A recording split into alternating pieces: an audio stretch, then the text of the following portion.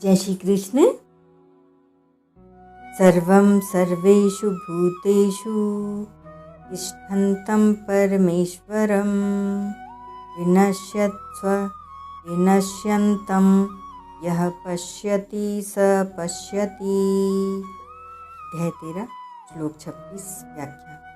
समम सर्वेषु भूतेषु, परमात्मा को संपूर्ण प्राणियों में सम कहने का तात्पर्य है कि सभी प्राणी विषम हैं, अर्थात स्थावर जंगम हैं, सात्विक राजस तामस हैं, आकृति से छोटे बड़े लंबे चौड़े हैं, नाना वर्ण वाले हैं। इस प्रकार तरह तरह के जितने भी प्राणी हैं उन सब प्राणियों में परमात्मा सम रूप से स्थित है। वे परमात्मा किसी में छोटे बड़े कम ज़्यादा नहीं हैं। पहले इसी अध्याय के दूसरे श्लोक में भगवान ने क्षेत्रज्ञ के साथ अपनी एकता बताते हुए कहा था कि तू संपूर्ण प्राणियों में क्षेत्रज्ञ मेरे को समझ। उसी बात को यहाँ कहते हैं कि संपूर्ण प्राणियों में परमात्मा समरूप से स्थित है। तिष्ठन्तम, संपूर्ण प्राणी उत्पत्ति, स्थिति और प्रलय इन तीन अवस्थाओं में जाते हैं। सर्ग, प्रलय, महासर्ग। महाप्रलय में जाते हैं, ऊंच नीच गतियों में योनियों में जाते हैं, अर्थात सभी प्राणी किसी भी क्षण स्थिर नहीं रहते, परंतु परमात्मा उन सब अस्थिर प्राणियों में नित्य निरंतर एक रूप से स्थित रहते हैं। परमेश्वरम, सभी प्राणी अपने को किसी न किसी का ईश्वर अर्थात मालिक मानते ही रहते हैं, परंतु परमात्मा उन सभी प्राणियों के तथा संपूर्ण जड़ चेतन संसार के परम ईश्वर हैं।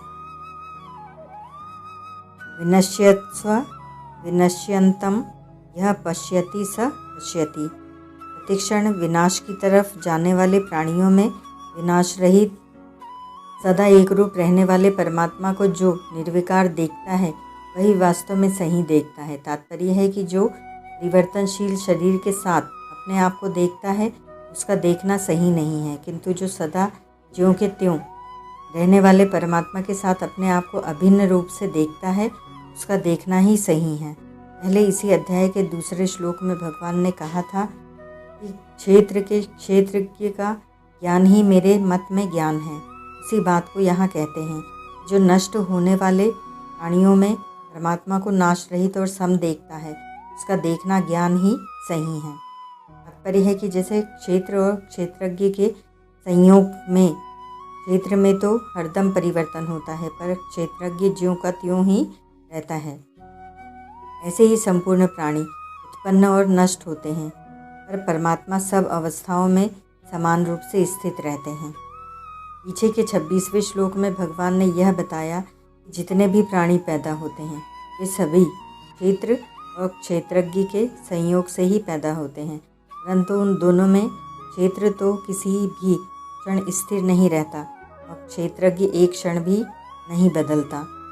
तथा क्षेत्रज्ञ से क्षेत्र का जो निरंतर वियोग हो रहा है उसका अनुभव कर लें।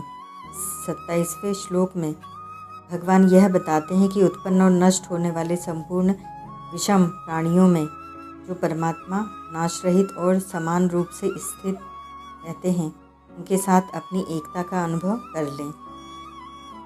विशिष्ट भाव, जैसे आकाश में कभी सूर्य का प्रकाश फैल जाता है, कभी अंधेरा छा जाता है, कभी धुआं छा जाता है, कभी काले काले बादल छा जाते हैं, कभी बिजली चमकती है और कभी वर्षा होती है, कभी ओले गिरते हैं, कभी तरह तरह के शब्द होते हैं, गर्जना होती है, परंतु आकाश में कोई फर्क नहीं पड़ता, वह ज्यों का त्यों निर्लिप्त निर्विकार रहता है। ऐसे ही सर्वत्र परिपूर्ण सत्ता में कभी महासर्ग और महाप्रलय होता है, कभी सर्ग और प्रलय होता है, कभी जन्म और मृत्यु होती है, कभी अकाल पड़ता है, कभी बाढ़ आती है, कभी भूचाल आता है, कभी घमासान युद्ध होता है, परंतु सत्ता में कोई फर्क नहीं पड़ता। कितनी ही उथल पुथल हो जाए सत्ता ज्यों की तो निर्लिप्त निर्विकार रहती है। यह निर्विकारता स्वाभाविक है, जबकि विकार संग कृत्रिम है, माना हुआ है। बद्ध हो या मुक्त, पापी हो या धर्मात्मा, यह निर्विकार सत्ता दोनों में समान रूप से स्थित है।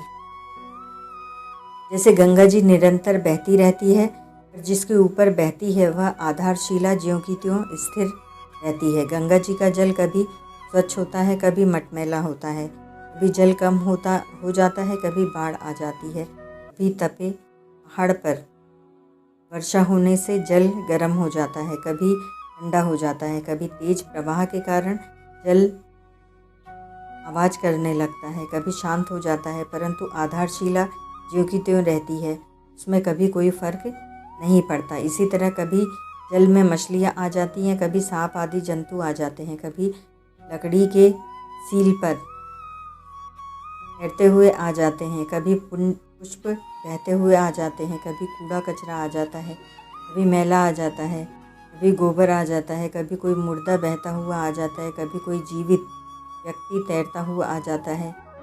ये सब वो आकर चले जाते हैं, पर आधारशिला ज्यों की त्यों अचल निर्विकार रहती है।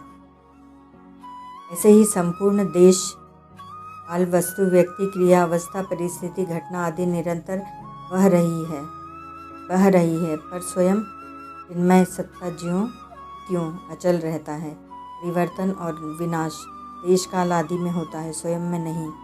यह पश्यति स पश्यति, ये पद 5वें अध्याय के 5वें श्लोक में साधन के विषय में आए हैं और प्रस्तुत श्लोक में सिद्धि के विषय में आए हैं। इसी को आगे 18वें अध्याय के 16वें श्लोक में व्यतिरेक रीति से कहा गया है कि जो आत्मा को करता देखता है वह दुर्मति ठीक नहीं देखता, ऐसा पश्यति दुर्मति ही। तत्सत।